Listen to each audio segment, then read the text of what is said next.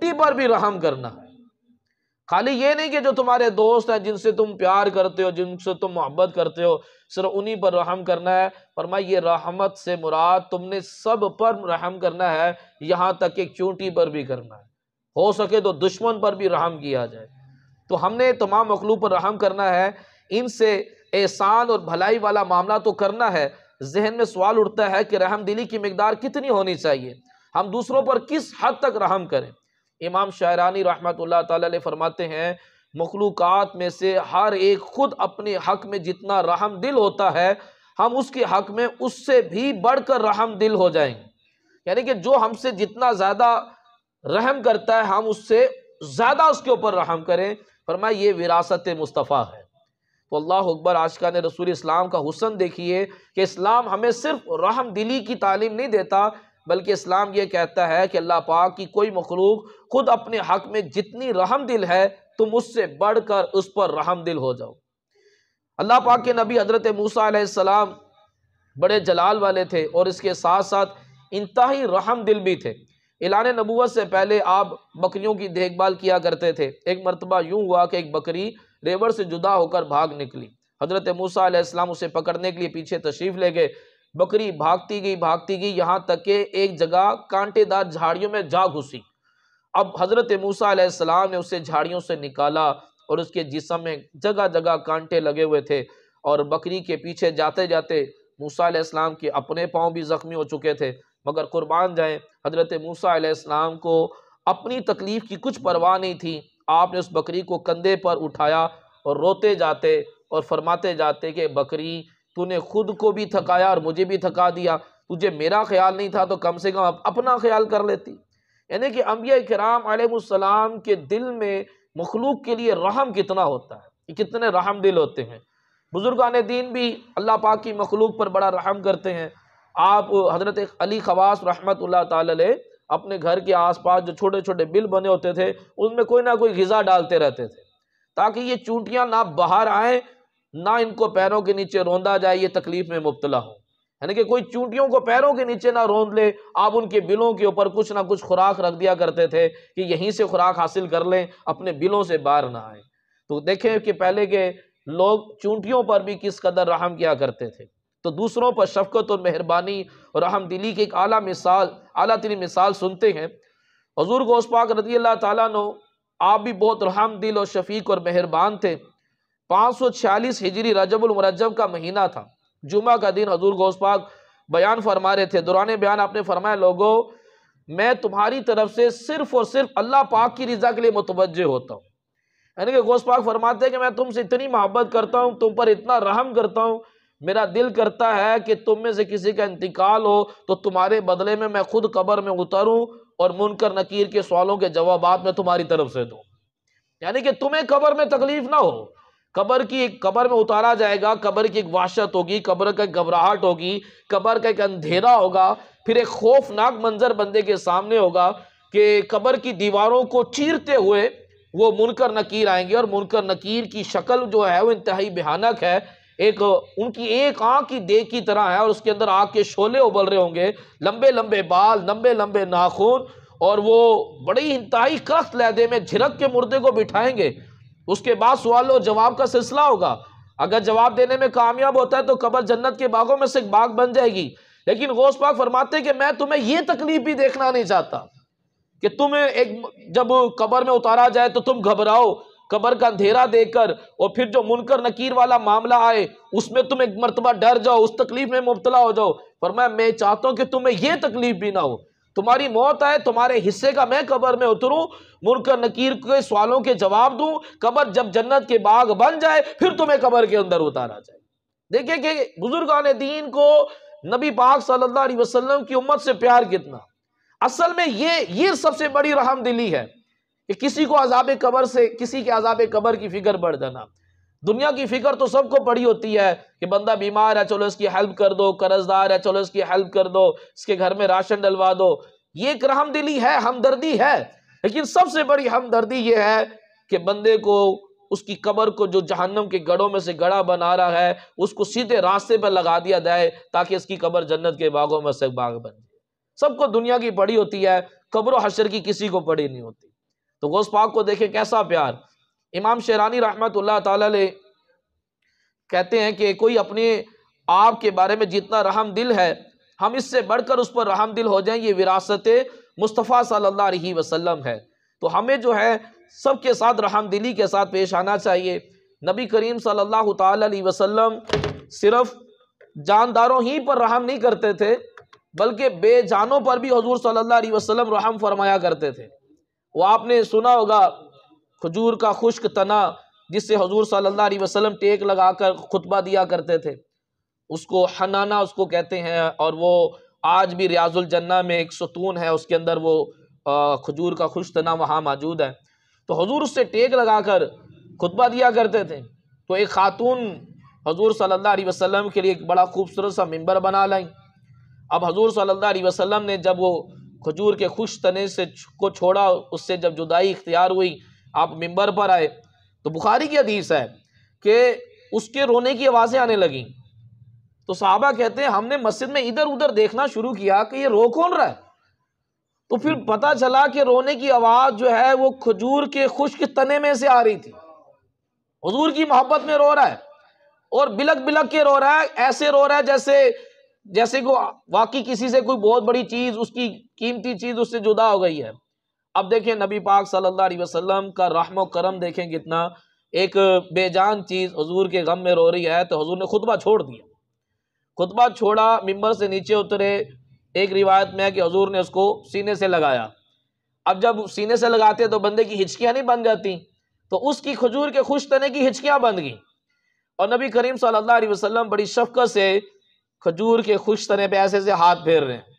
پھر نبی پاک صلی اللہ علیہ وسلم، اب وہ بے جان چیز ہے، نہ اس کے کان ہے نہ اس کی زبان ہے، کچھ بھی نہیں ہے، لیکن حضور تو ساروں کے لیے رحمت للعالمین ہے نا۔ حضور نے کھجور کے خشک تنے سے کہا کہ تو کیا چاہتا ہے؟ اگر تو یہ خواہش کرتا ہے کہ میں تجھے جنت کے باغ میں لگا دوں تو وہاں پر جب جنتی جنت میں جائیں گے تو تیرا پھل کھائیں گے، یا یہیں تجھے باغ میں لگا دوں تو قیامت تک تو مرجھائے گا نہیں، تیرا پھل باقی رہے گا، تو کیا چاہتا ہے؟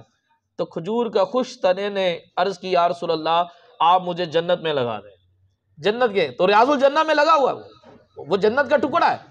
تو نبی پاک صلی اللہ تعالی علیہ وسلم نے فرمایا صحابہ دیکھو اس نے دارالفنا کو چھوڑ کر دارالبقا کو اختیار کیا۔ اس نے یہ نہیں کہا کہ یا رسول اللہ مجھے باغ میں لگا دیں میں قیامت تک سرسبز رہوں، اس نے عرض کی یا رسول اللہ آپ مجھے جنت میں لگا دیں تاکہ اولیاء میرا پھل کھائیں۔ اب نبی پاک صلی اللہ تعالی علیہ وسلم کھجور کے بھی خشک تنے پر رحم فرما رہے ہیں۔ تو رحم فرمایا جو رحم نہیں کرتا اس کے اوپر رحم نہیں کیا جاتا۔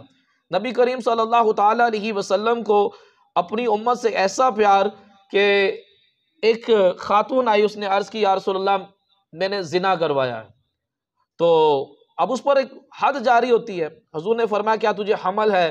اس نے کہا ہاں مجھے حمل ہے۔ فرمایا جا پہلے بچہ پیدا کر کے آ۔ وہ گئی، بچہ پیدا کر آئی۔ خوف خدا والے لوگ تھے کہ مرنے کے بعد کی سزا تو بڑی کڑی ہوتی ہے، دنیا میں سزا مل جائے وہ قابل برداشت ہے، خوف خدا والے لوگ تھے۔ اب وہ بچہ پیدا کر پھر آئی کہ یا رسول اللہ مجھے آپ نے جو سزا دینی ہے وہ سزا دے لیں۔ حضور نے فرمایا جاؤ پہلے جا کر اس کی 2 سال کی جو مدت ہے دودھ پلانے کی وہ پوری کر آؤ۔ پھر اس نے 2 سال دودھ پلایا، پھر وہ آئی، پھر حضور صلی اللہ علیہ وسلم نے اس کو کوڑے مارے۔ ایک شخص نے اظہار کر دیا کہ یا رسول اللہ مجھ سے زنا ہوا ہے، تو حضور نے اس کو کوڑے مارے، تو حضور کی آنکھوں سے آنسو جاری تھے۔ تو فرمایا کیا تو اپنا گناہ چھپا نہیں سکتا تھا؟ تو نے اظہار کیوں کیا؟ اس کا اظہار کرنے کا مطلب تو یہ تھا کہ مجھے دنیا میں سزا مل جائے، مرنے کے بعد سزا نہ ملے، مرنے کی بعد والی سزا بڑی کڑی ہوتی ہے، اس نے اظہار کر دیا۔ تو حضور نے فرمایا کیا تو اپنا گناہ چھپا نہیں سکتا تھا؟ تو کیسا حضور صلی اللہ علیہ وسلم کے دل میں رحم۔ حضور صلی اللہ علیہ وسلم اپنے دونوں نواسوں کو بوسہ دے رہے تھے، امام حسین کو اور امام حسن کو۔ تو ایک شخص کھڑا دیکھ رہا تھا، کہنے لگا میرے تو 10 بیٹے ہیں، میں نے آج تک اپنے کسی بیٹے کو بوسہ نہیں دیا۔ حضور نے فرمایا جو رحم نہیں کرتا اس کے اوپر رحم نہیں کیا جاتا۔ تو یہ کسی کو پیار کرنا یہ تو ایک نرم دلی، رحم دلی کی علامت ہے۔ فرمایا تیرے دل میں اگر نرمی نہیں ہے، رحم نہیں ہے تو میں کیا کروں؟ جس کے دل میں نرمی رحم ہوتی ہے وہ پیار کرتا ہے، اور جو رحم نہیں کرتا اس کے اوپر رحم نہیں کیا جاتا۔ تو بیٹیوں پر بھی رحم کرنا چاہیے، شفقت کرنی چاہیے۔ نبی کریم صلی اللہ تعالی علیہ وسلم نے ارشاد فرمایا کہ بیٹیوں کو برا مت سمجھو، بے شک وہ محبت کرنے والی ہیں۔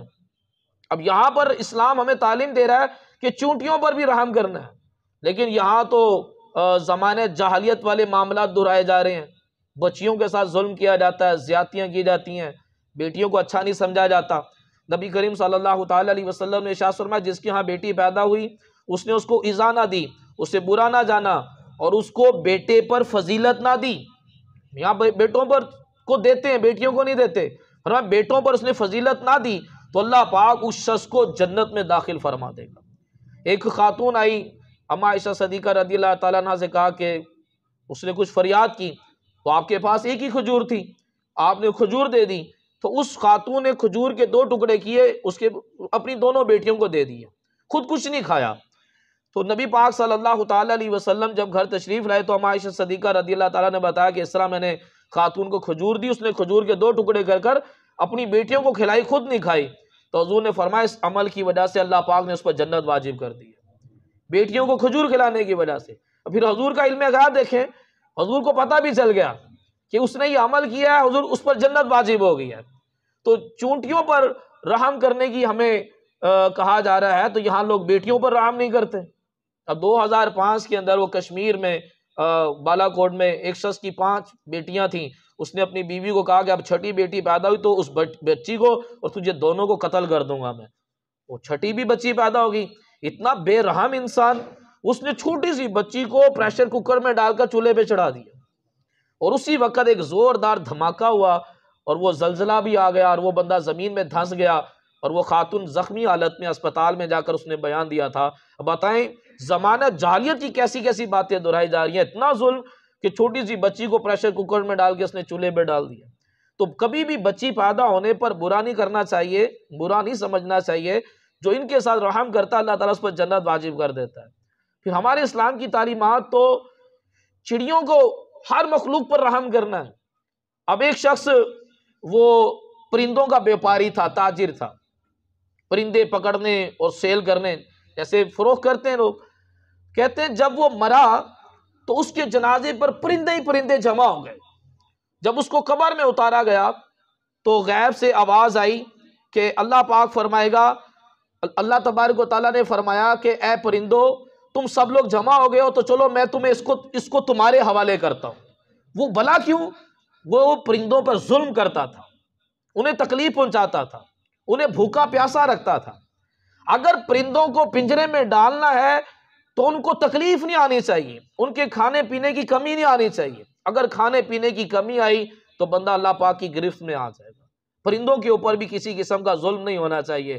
اب یہ کچھ لوگ پیسہ کمانے کے لیے چڑیاں پکڑ لیتے ہیں، کھلاتے پلاتے کچھ نہیں ہے، پھر تاکہ لوگ ہمیں پیسے دیں تو ہم پیسے دے کر ان چڑیوں کو آزاد کریں۔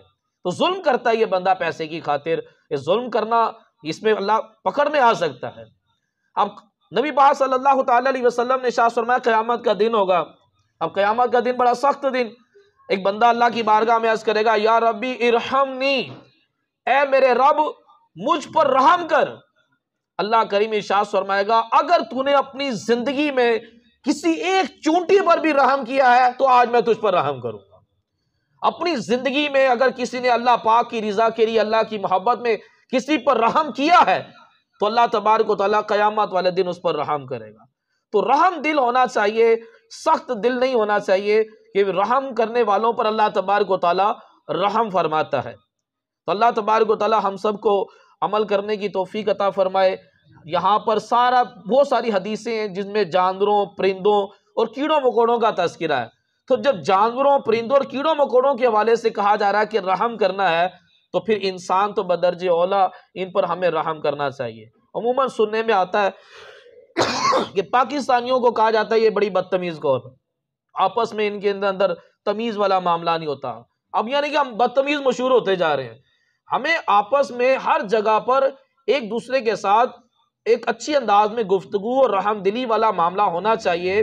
ہم روڈ میں ہیں، ہم آفس میں ہیں، ہم بازار میں ہیں، اگر کوئی بھی غلطی کرتا ہے تو ہم فوراً گالی گلوچ پر، مار دھاڑ پر نہ اتریں۔ یہ ایک اچھے لوگوں کا طریقہ نہیں ہے، یہ اچھے لوگوں کے مینر نہیں ہے۔ یہ فوراً لڑنے پر اتر آنا اور گالی گلوچ پر اتر آنا، تو یہ کوئی طریقہ نہیں ہے۔ ہمارا جو امیج پوری دنیا کے اندر خراب ہو رہا ہے، ہمیں رحم دل بننا ہوگا، ایک با اخلاق بننا ہوگا۔ ہمارا ہر گورنمنٹ کا ادارہ ہو، پرائیویٹ ادارہ ہو، سب کے سب جو ہیں وہ ان کی ایک اچھی گفتگو ہونی چاہیے. اگر کسی کا ہم مدد نہیں کر سکتے تو بدتمیزی سے پیش نہ آئیں.